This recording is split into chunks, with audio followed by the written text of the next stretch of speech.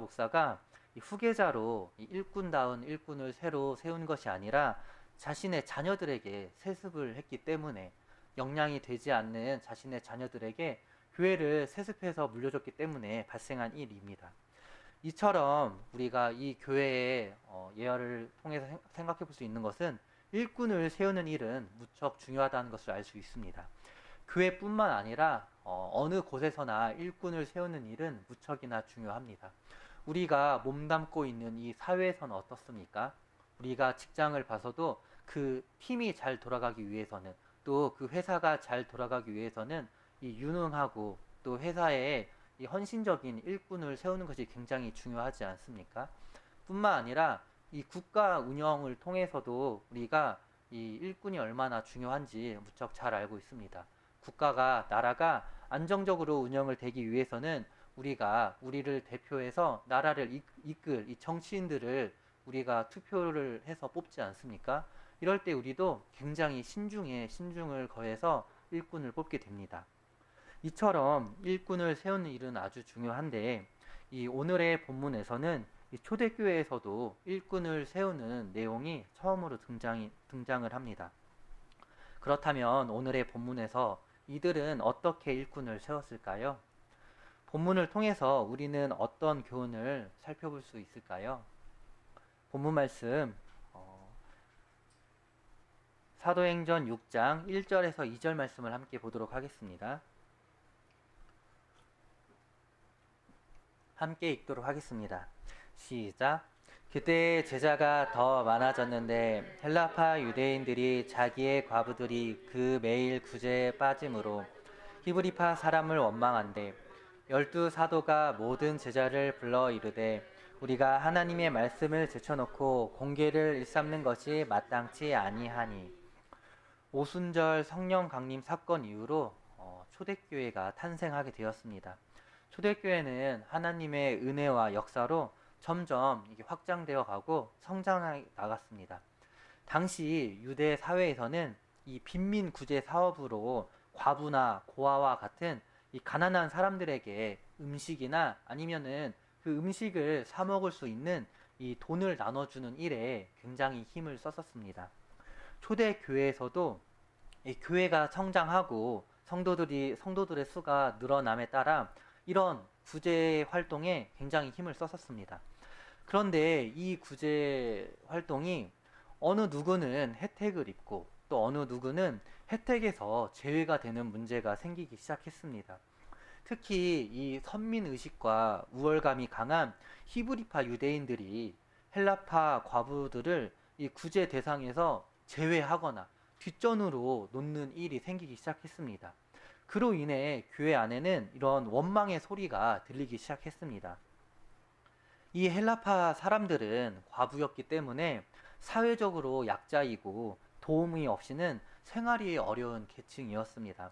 게다가 이 사람들은 이 헬라인들, 외국인들이었기 때문에 이 외국에 있는 이 타지 땅에 와서 생활하면서 이미 사회에서도 많은 차별과 고충을 겪고 있었을 텐데, 교회 안에서도 이런 차별이나 이 냉대를 받게 되자 이들의 마음은 굉장히 슬펐습니다. 생각해 보면 지금의 우리 교회 안에서도 이 속상한 일이나 억울한 일 등으로 상처를 받는 성도들이 있습니다. 교회 안에서 누군가에게 상처를 주는 일이나 이런 소외시키는 일이 발생하지 않도록 서로를 위해 양보해주고 배려해주며 사랑과 관심을 갖는 일이 또 우리가 해야 할 일 중에 하나입니다. 헌데 이런 이 구제에서 제외되는 이런 일보다 더 큰 문제가 되었던 것은, 이런 사도들에게 주어졌던 이 그들에게 본래의 사명이었던 복음 전파의 일도 어느 순간부터 소홀해지기 시작했습니다. 이 사도들이 이 복음 전파에 이렇게 진력해야 했음에도 불구하고 어느 순간부터 이런 공교의 일, 봉쇄하는 일들도 더해지게 되면서 상황이 곤란해지게 된 것입니다. 그렇다면 이런 지금 초대교회와 사도들에게 필요한 것은 무엇이었을까요? 이들은 이러한 문제를 두고 어떤 해결책을 강구했을까요? 그것은 바로 새로운 일꾼을 세우는 것이었습니다. 일꾼을 세워서 공정하고 효과적인 봉사와 구제를 전담하도록 하는 것이었습니다. 이렇게 초대교회에서는 최초로 일꾼을 세우게 되고 최초로 집사가 세워지게 됩니다. 오늘의 이 본문에는 집사라는 표현이 없지만 사도행전 21장 8절을 보면 오늘 세운 이 7명의 일꾼들이 집사로 선출되었다라는 것을 우리는 알 수 있습니다. 그렇다면 이 초대교회는 어떤 사람을 일꾼으로 세웠을까요? 당연히 좋은 일꾼으로 이 일꾼을 세웠겠죠. 그렇다면 좋은 일꾼은 어떤 일꾼일까요? 제가 신학을 하기 전에 회사를 다녔었습니다. 이제 신학 시험에 합격을 하고 한 3개월에서 4개월 정도 회사를 더 다니다가 이제 퇴사를 했는데요. 그 기간 동안 이제 회사 사람들에게도 저의 진로를 이제 얘기해 주었습니다. 제가 곧 회사를 그만두고 신학을 하려고 합니다. 목회자의 길을 가려고 합니다. 이렇게 이야기를 했습니다. 사람들이 이렇게 얘기를 해주더라고요. 나중에 인수 너가 교회를 차리면 내가 꼭 나갈게. 이런 얘기를 하더라고요. 우리 참예수 교회는 이 목회자들이 임명을 받지만 세상 교회는 개척하는 경우가 많기 때문에 이렇게 교회를 차리는 것, 세우는 것으로 생각을 하고 이렇게 제가 교회를 차리면 출석하겠다. 이렇게 얘기를 하더라고요. 그러면서 저에게 한 가지 조언을 해주었는데 여러 사람이 공통된 조언을 많이 해주었습니다. 어떤 조언이었을까요? 이런 조언을 해주었습니다. 인수 너가 나중에 교회를 세우면 돈 많은 장로를 잘 물어야 한다라는 얘기를 많이 했습니다. 꼭 이 지역의 유지나 돈 많은 사람을 잘 물어서 그 사람을 너가 세우는 교회에 장로로 세워야 한다라는 얘기를 많이 했습니다. 이 이야기를 듣고 굉장히 웃기면서도 약간 안타까웠는데요. 세상에서는 이렇게 약간 영향력이 있거나 이렇게 재산이 많은 사람을 교회 일꾼으로 세워서 목회를 하는데 많이 도움을 받곤 합니다. 그렇다면 정말 이러한 사람들, 돈이 많거나 권력이 있거나 영향력이 있는 사람들이 성경에서 말하는 좋은 일꾼일까요? 본문에서는 이 좋은 일꾼의 기준, 교회에서 세워야 하는 일꾼의 기준을 무엇이라고 말하고 있을까요? 본문 말씀 사도행전 6장 3절 말씀을 함께 보겠습니다. 3절 말씀을 함께 읽겠습니다. 시작. 형제들아 너희 가운데서 성령과 지혜가 충만하여 칭찬 듣는 사람 7을 택하라. 우리가 이 일을 저희에게 맡기고. 사도들은 일꾼을 세우기 전에 이 새로 세울 일꾼에 대한 몇 가지 기준, 자격을 제시했습니다. 그 첫 번째 기준은 성령이 충만한 사람입니다. 로마서 8장 9절 말씀을 함께 찾아보겠습니다. 로마서 8장 9절입니다.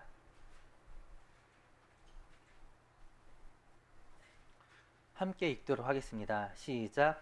만일 너희 속에 하나님의 영이 거하시면 너희가 육신에 있지 아니하고 영에 있나니 누구든지 그리스도의 영이 없으면 그리스도의 사람이 아니라. 성령이 없는 사람은 그리스도의 사람이 아닙니다. 그리스도의 사람이 아닌 사람을 교회의 일을 하는 일꾼으로 세우는 것은 무리가 있겠죠. 또한 교회의 일은 하나님의 힘으로 하는 것일까요? 아니면 사람의 힘으로 하는 것일까요? 당연히 하나님의 힘으로 하는 것이죠. 이 하나님이 세운 하나님의 교회는 하나님의 능력으로, 성령의 능력으로 치리해야 합니다. 사도행전 20장 28절에는 이렇게 기록되어 있습니다. 너희는 자기를 위하여 또는 온 양떼를 위하여 삼가라. 성령이 저들 가운데 너희로 감독자를 삼고 하나님이 자기 피로 사신 교회를 치게 하셨느니라. 하나님 나라의 일은 사람의 능력으로 하는 것이 아닙니다. 또한 사람의 생각대로 하는 것도 아닙니다. 그리고 감정적으로 해서도 안 되는 것이죠. 하나님께서 주시는 능력을 힘입어 우리는 교회 일을 해야 합니다. 하나님의 능력을 구하기 위해서 우리는 성령이 충만한 일꾼이 먼저 되어야 한다는 것입니다. 두 번째 기준은 지혜가 충만한 사람입니다. 본문에서 말하는 지혜는 어떤 지혜를 말하는 것일까요? 세상에서 말하는 이런 학식이 많고 이 머리가 좋은 사람을 말하는 것일까요?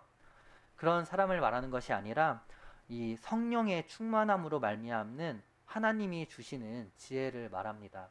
여기서 사도들이 제시하는 이 일꾼의 기준이 이 성령이 충만한 사람, 지혜가 충만한 사람이 별도의 것이 아닙니다. 이것은 서로 연결되어 있는 것인데요. 성령이 충만해서 성령의 충만함을 힘입어서 이 하나님이 주시는 지혜 또한 충만한 사람을 여기서 말하는 일꾼의 기준으로 제시를 하고 있는 것입니다.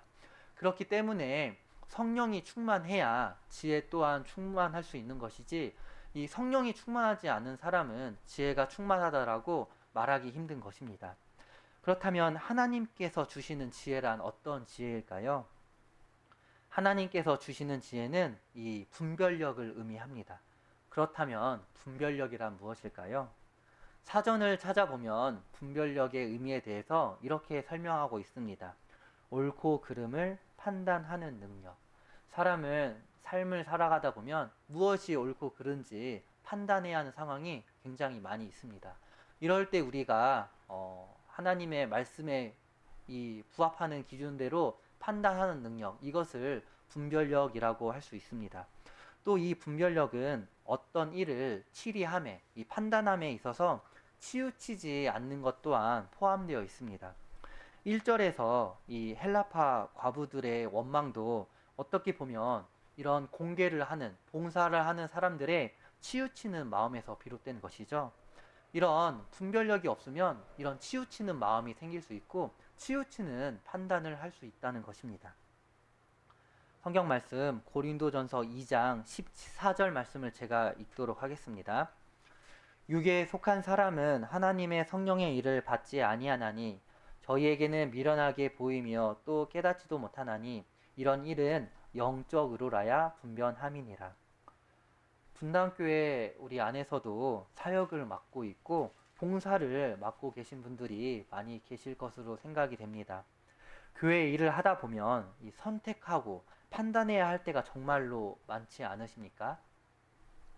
성도님들은 교회 일을 하다가 어떤 선택이나 판단의 순간이 오면 어떻게 하십니까?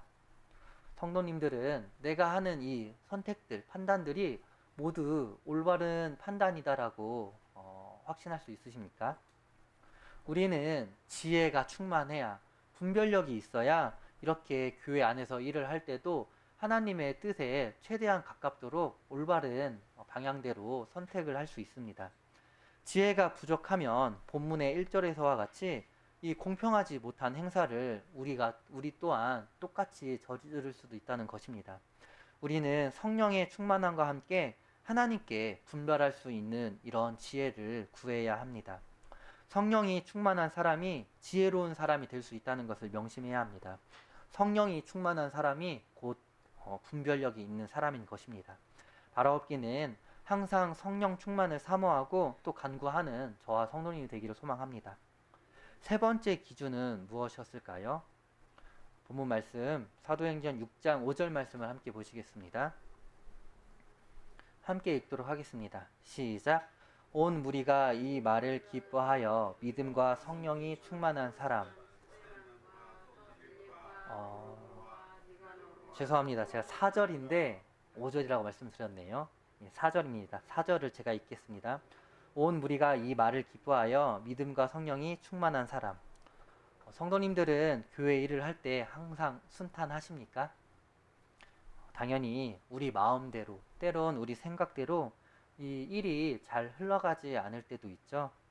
교회 일들은 사람의 마음처럼, 사람의 생각처럼 흘러가지 않을 때가 많습니다. 우리는 신앙생활을 하면서 이 교회 안에서 여러 가지 문제를 만나기도 합니다. 이럴 때 우리에게 믿음이 필요합니다. 우리에게는 어떤 믿음이 필요할까요? 바로 우리는 하나님께서 우리의 교회를 돌봐주시고 또 성도들을 돌봐주신다는 믿음이 있어야 합니다. 교회의 일은 우리의 힘, 사람의 힘으로만 하는 것이 아니라 하나님의 이 힘과 더불어 하나님의 은혜와 더불어 하는 것이기 때문입니다. 제가 신학을 처음 시작할 때 한 목자님으로부터 이런 이야기를 듣게 되었습니다. 어떤 선배 목자님이 어느 교회에서 담임을 했을 때 일어난 일이라고 합니다. 이 선배 목자님이 이 교회에서 그 담임을 하고 목회를 하고 있었는데 그 교회에서 큰 분란이 일어났다고 합니다. 그래서 성도들 사이에서 이 분쟁이 일어나서 이 많은 성도님들이 상처를 받게 되었다고 합니다. 그래서 이 성도님들을 다시 화해시키기 위해서 이 목자님께서 굉장히 많은 노력을 했다고 합니다. 그때는 당시에는 이제 임기가 3년이어서 3년 동안 이 성도님들을 화해시키려고 굉장히 노력을 했는데 결국에는 이 문제를 해결하지 못하고 다른 곳으로 다른 교회로 부임을 가게 되었다고 합니다.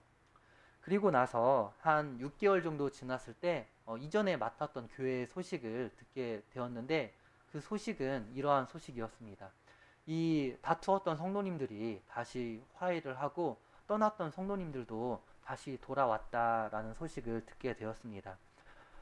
이 목자님께서 이 소식을 듣고 큰 깨달음을 얻게 되었다고 합니다. 어떤 깨달음이었을까요?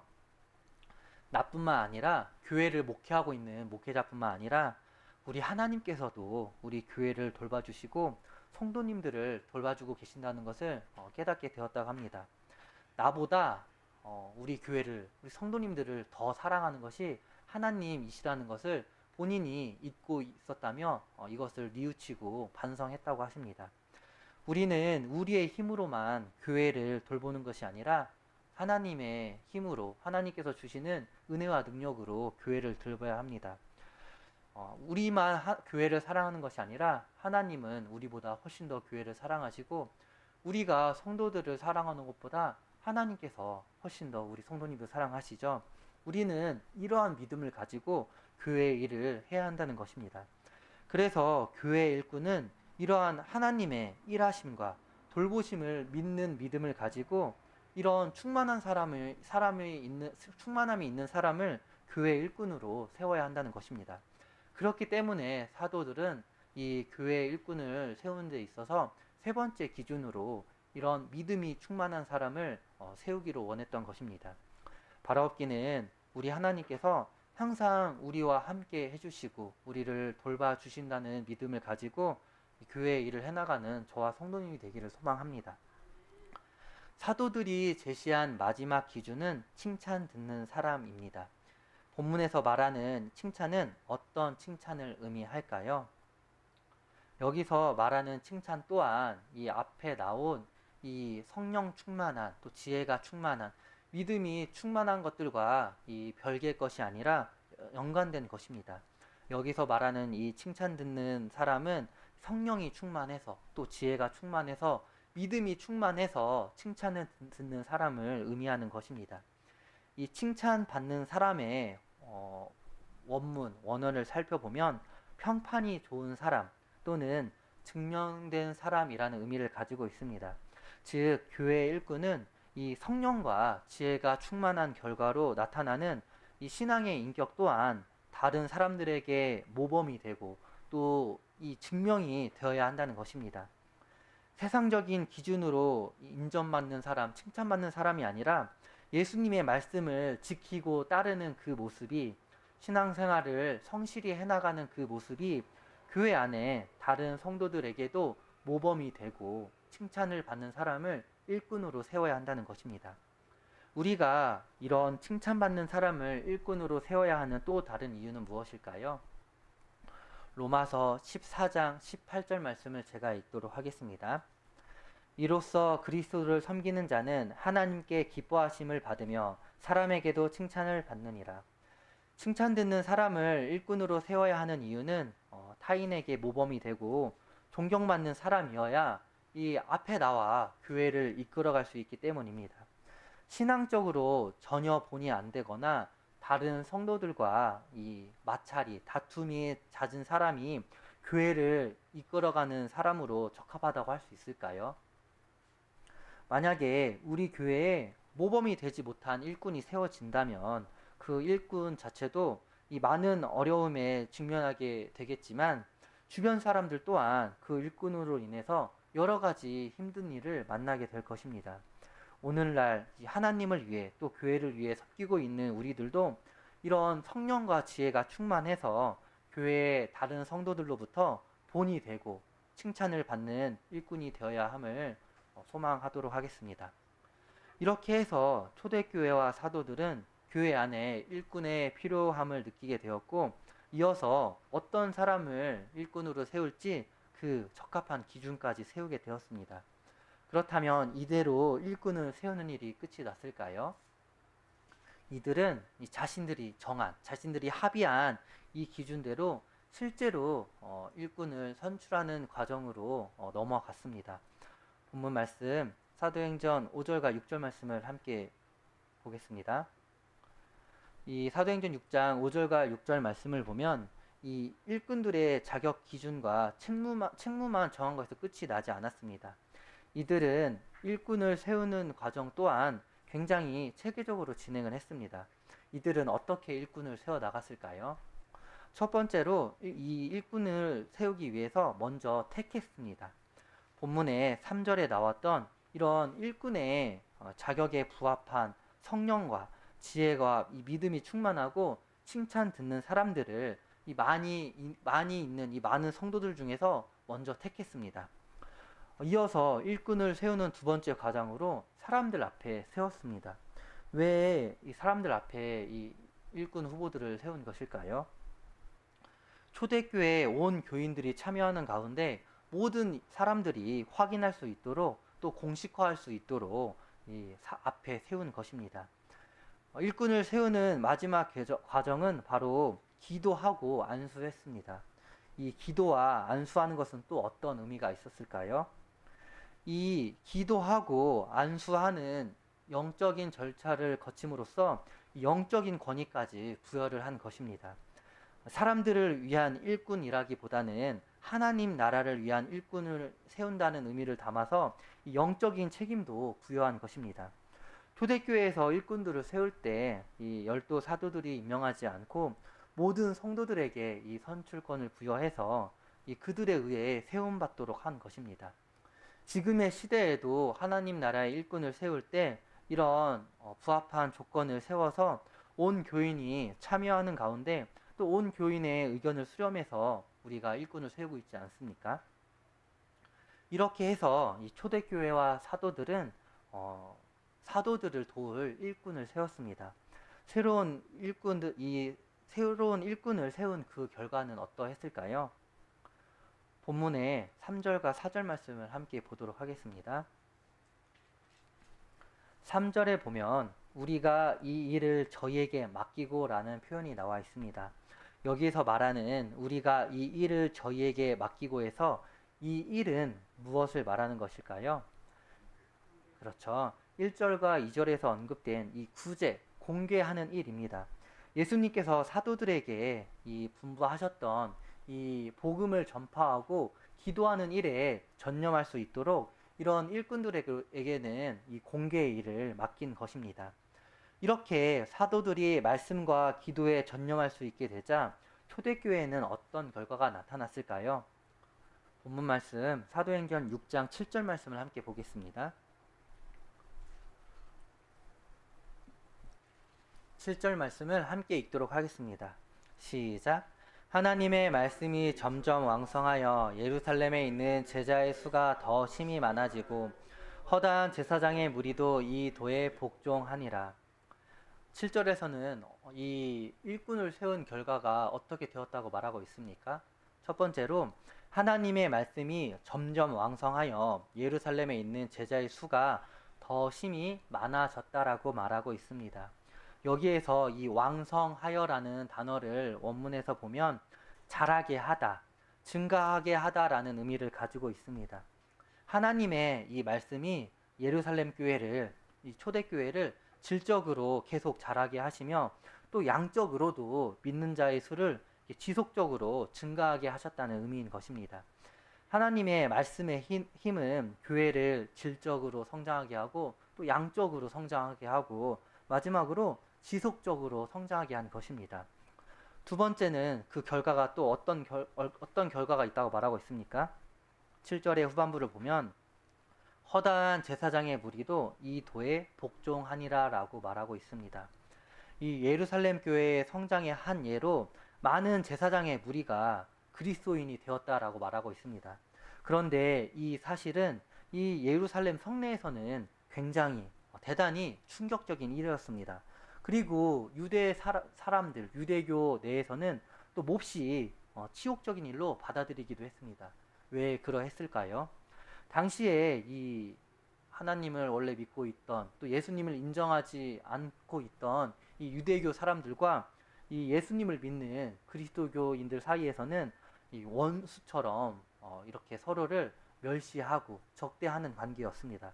그렇기 때문에 유대교에 있던 이 사람이 자신의 종교를 개종해서 이 예수님을 믿고 그리스도인이 된다는 것은 굉장히 이 사회 문화에서는 큰 일이었던 것입니다. 이렇게 충격적인 일이 가능하게 한 것도 바로 하나님의 말씀의 능력인 것입니다. 하나님의 말씀에는 능력이 있기 때문에 사람의 마음을 변화시키기도 하고 사람의 마음을 굴복시키기도 할 수 있습니다. 우리가 전하는 복음은 이런 다른 인간적인 방법이 아니라 오로지 하나님의 말씀을 통해서 이루어져야 한다는 것을 우리는 본문을 통해서 다시 한번 살펴볼 수 있는 것입니다. 오늘 말씀의 결론 맺도록 하겠습니다. 초대 교회에서 새로운 일꾼들을 세운 이유는 이 일꾼을 선출해서 공정하고 효과적인 봉사와 구제를 하도록 하기 위한 것이었습니다. 즉 일꾼들의 선출의 동기는 이 주님의 몸된 이 교회를 하나 되게 하고 또 사랑을 가지고 서로 섬기게 하기 위해서 일꾼을 뽑은 것입니다. 이것은 오늘날 우리 교회에게도 교훈을 주는 것입니다. 이 세상에 문제가 없는 교회는 단 하나도 없을 것입니다. 그렇지만 이 문제 해결의 근본책은 이런 희생과 양보에서 나온다는 것을 우리는 깨달아야 합니다. 하나님의 일꾼으로 이 적합한 일꾼들, 좋은 일꾼들을 세운 그 결과가 어떠했습니까? 바로 교회의 성장으로 이어졌습니다. 그렇다면 교회의 성장이란 무엇일까요? 세상 교회에서도 이 교회 성장이라는 표현을 많이 사용하죠. 세상 교회에서는 교회 성장을 어떻게 생각할까요? 세상에서 말하는 또 세상 교회에서 말하는 교회 성장은 성도 수가 증가하거나 또는 교회 건물이 더욱 커지고 화려해지거나 아니면 이런 헌금이나 11조 재정적인 것들이 커지는 것을 생각하고 의미할 때가 많이 있습니다. 또한 이 자신들의 교회가 이 이름이 널리 퍼져서 유명세를 떨치는 것을 또 교회가 성장했다라고 표현하기도 하는데요. 이런 것들을 정말 교회가 성장했다라고 말할 수 있을까요? 우리는 이런 것들이 아니라 하나님의 말씀이 확장되는 것을 교회가 성장했다라고 생각할 수 있습니다. 본문의 1절과 7절 말씀을 보시겠습니다. 이 본문의 1절과 7절 말씀은 서로 대조해서 살펴볼 수 있는 구절들입니다. 이 1절과 이 7절에는 비슷한 표현들이 있는데요. 어떤 비슷한 표현들이 있을까요? 첫 번째로 숫자에 관한 표현이 있습니다. 1절에 보면 그때에 제자가 더 많아졌는데 7절에는 또 어떤 표현이 있습니까? 제자의 수가 더 심히 많아지고 1절과 7절 모두 교회 안에서 성도의 수가 제자의 수가 더 많아졌다라고 말하고 있습니다. 그렇다면 둘 다 우리가 교회가 성장했다라고 말할 수 있는 것이죠. 그렇다면 1절에서의 성장과 7절에서의 성장이 같은 성장일까요? 다른 성장입니다. 왜냐하면 1절에서의 이 제자가 더 많아졌는 데는 교회가 양적으로만 이 성도의 수만 많아진 것을 의미합니다. 하지만 7절에서 제자의 수는 어떻게 해서 이 제자의 수가 많아졌습니까?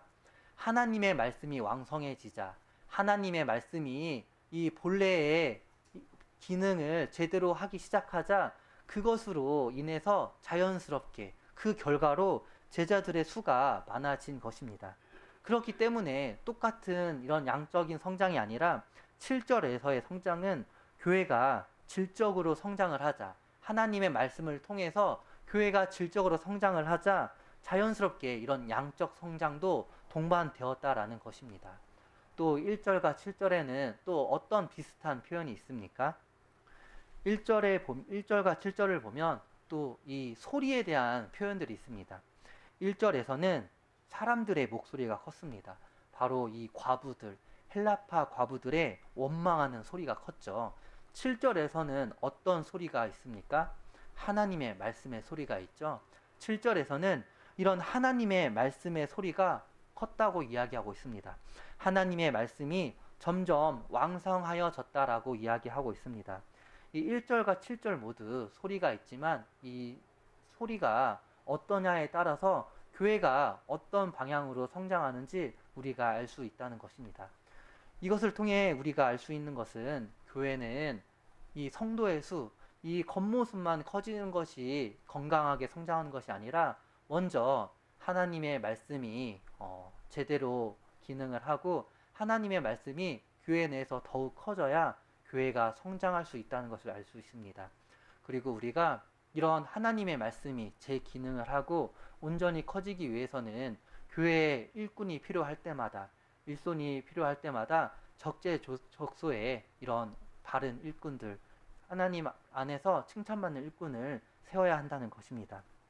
우리 성도님들 모두 한 명 한 명 이처럼 하나님의 말씀에 힘있는 삶을 살아가길 소망하도록 하겠습니다. 하나님의 말씀에 힘입어 성장해가는 저와 분당교회 성도님이 되기를 예수님의 이름으로 소망합니다. 이것으로 말씀 마치도록 하겠습니다.